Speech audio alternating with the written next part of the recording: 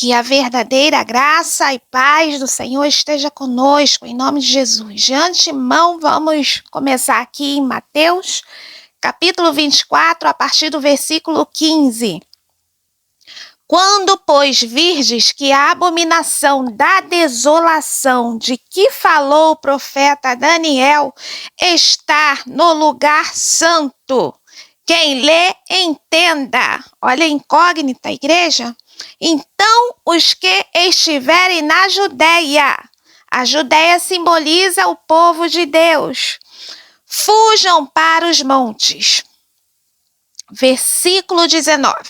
Mas ai das grávidas e das que amamentarem naqueles dias.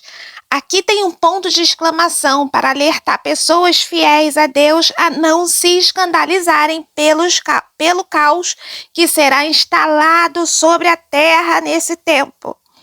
Esse tipo de situação com grávida será o mais delicado. Portanto, desde criança somos avisados e avisados e avisados. Por isso, Deus não terá ninguém por inocente. E ninguém escapará da consequência de seus pecados, e então os bebês serão arrancados do ventre ou durante a amamentação. Versículo 20. E orai para que a vossa fuga não aconteça no inverno, nem no sábado. Então, igreja, isso aqui não significa que é para a gente orar, ok? Não é um mandamento, mas sim um aviso para nós que já está estabelecido por Deus. Ele já tem tudo preparado e ainda nos revela uma grande pista do tempo em que ele virá. Podemos perceber que quando uma pessoa não gosta de ouvir falar da vinda de Jesus, ela diz assim: ninguém sabe o dia, ninguém sabe a hora. E verdadeiramente, a Bíblia fala exatamente assim. E aqui nesse mesmo contexto, portanto, vai nos conduzindo passo a passo e dizendo com toda clareza de como será até chegar o terrível dia do Senhor. Então, vamos pregar, sim, que Jesus está voltando, mas com responsabilidade e bem explicado. E até porque a vinda do Senhor não está atrelada a coisas absurdas que nós vemos por aí.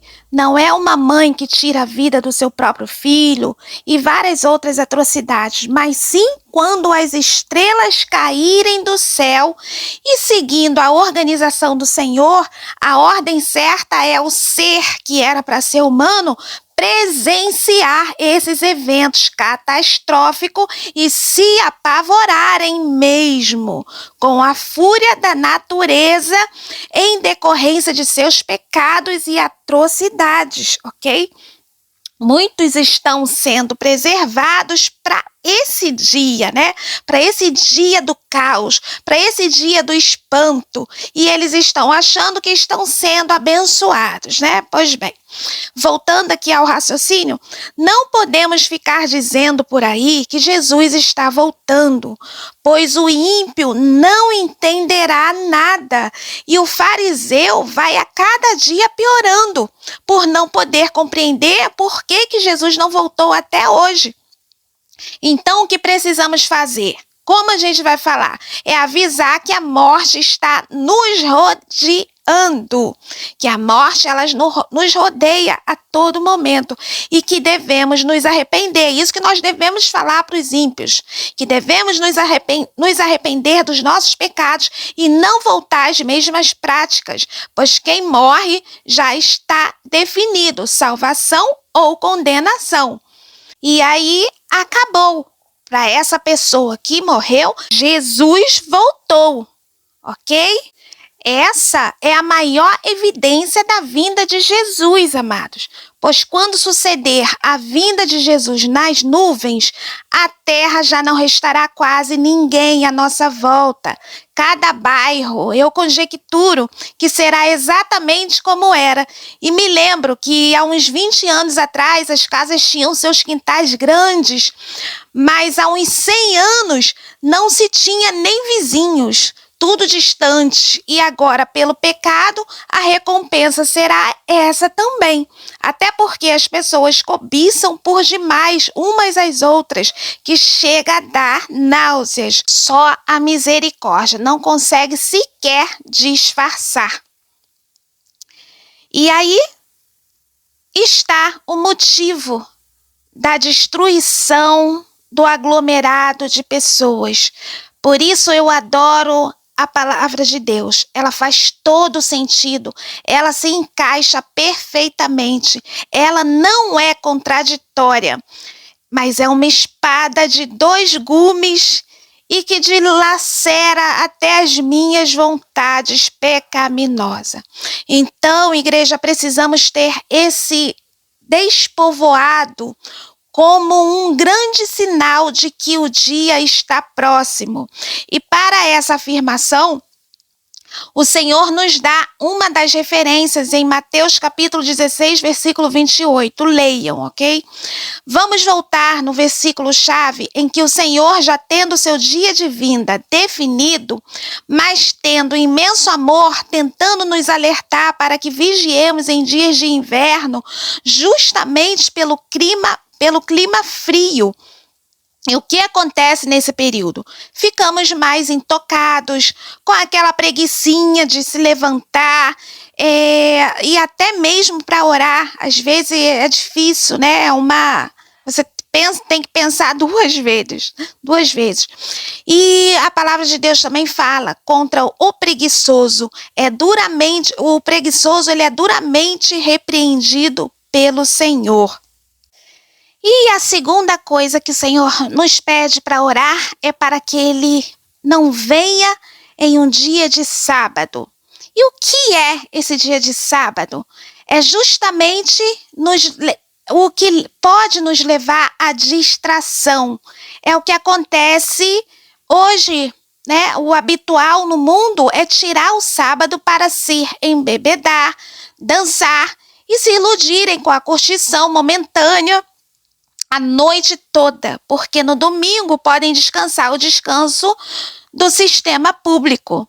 Aquele que serve em rede pública está sujeito ao sistema, e aquele que trabalha por conta própria também carrega isso como uma regra.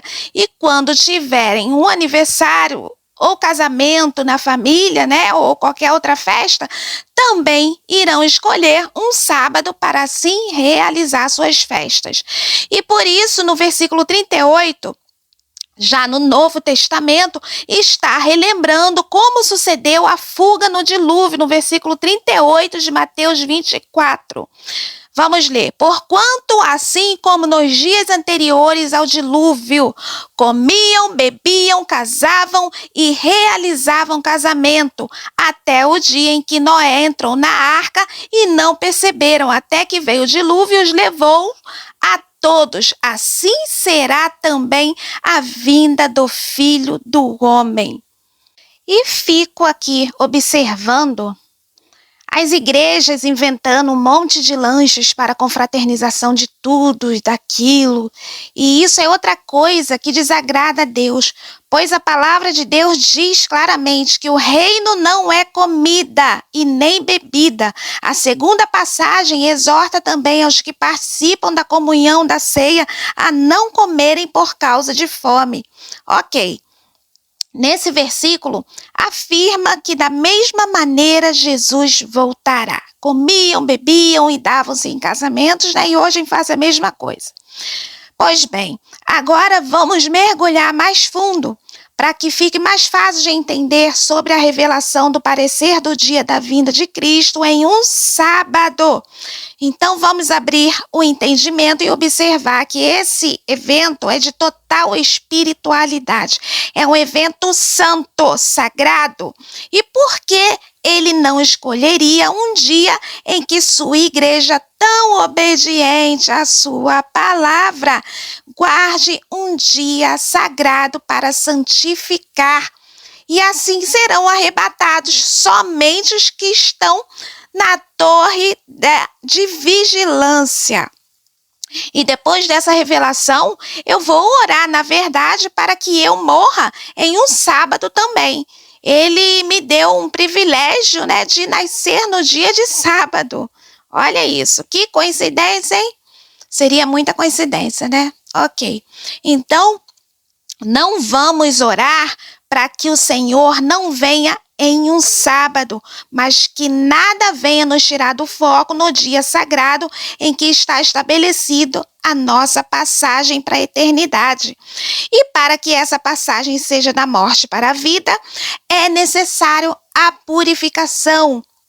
E se não tivermos uma trajetória de vida íntegra com Deus, pensam em um leito doloroso, aonde a melhor equipe de médico não poderá fazer absolutamente nada para aliviar o nosso sofrimento ou até mesmo a humilhação da exposição do nosso corpo físico, tá? Vamos pensar direitinho se vale a pena, ok, igreja? E assim é dito, melhor é obedecer do que sacrificar. Mas fazer o quê? Pagam para ver, né? Então não adiantará pedir misericórdia no processo, mas ainda é melhor do que ficar para a grande tribulação. E por isso o plano da grande misericórdia do Senhor, segurar ao máximo a vinda de Cristo e outras vertentes, é esse, né? Pois também são muito poucos os que escolhem negar a si mesmo. E vamos fechar com mais um pensamento de Deus em exortação para que não percamos o nosso tempo. Porque nós, os que cremos, é que entramos no descanso. Está em Hebreus capítulo 4, versículo 3. Conforme Deus disse, por isso jurei na minha ira, jamais entrarão no meu descanso. Disse isso apesar das obras dele estarem concluídas no dia 7º, desde a criação do mundo. Pois em certo lugar ele falou sobre o 7º dia, com estas palavras: no 7º dia Deus descansou de todo o seu trabalho. Mas uma vez na passagem citada diz, jamais entrarão no meu descanso. E por que, igreja? Está aqui a resposta no versículo 2. Porque as boas novas foram pregadas tanto a nós quanto a eles, mas a mensagem que eles ouviram de nada lhes valeu. E por que valeria agora, né? Pois não foi acompanhada de quê? De fé por aqueles que a ouviram. Então, nós não ouvimos, não acompanhamos por fé. Porque nós os que cremos, versículo 3, porque nós os que cremos é que entramos no descanso, conforme Deus disse. E agora eu quero fazer uma observação muito importante também, que eu não sou adventista. Você também não seja adventista e não pregue denominação, pois as igrejas em suas casas não tinham nome nenhum, muito menos placas como um modelo a ser seguido. O modelo sempre foi Igreja de Cristo. Mas já sabemos que surge opositor e tentará explicar que o nome é para uma organização, mas não. É tudo invenção, orgulho, vaidade e etc. Menos organização. Os nomes ou placas é sinônimos de desunião. Essa é a realidade. É a rincha, né? A soberba. Quem é mais, quem é menos e por aí vai. Por isso a Bíblia afirma, não seja de Paulo e nem de Apolo, pois o homem sempre envaidece em seus corações. E em Apocalipse, que é o livro da revelação, jamais é dado nome às 7 simbólicas igrejas que recebem a carta por João. E a gente aqui fazendo uma salada das coisas sagradas. Que triste. Mas graças a Deus o Senhor continua nos exortando e que nós possamos absorver e colocar em prática a palavra de Deus sem temer a homens, mas temer a Deus que tem a chave da morte. E até aqui o Senhor me permite. Até o próximo vídeo, se Deus quiser. Que o Senhor derrame toda sorte de bênçãos sobre a sua vida,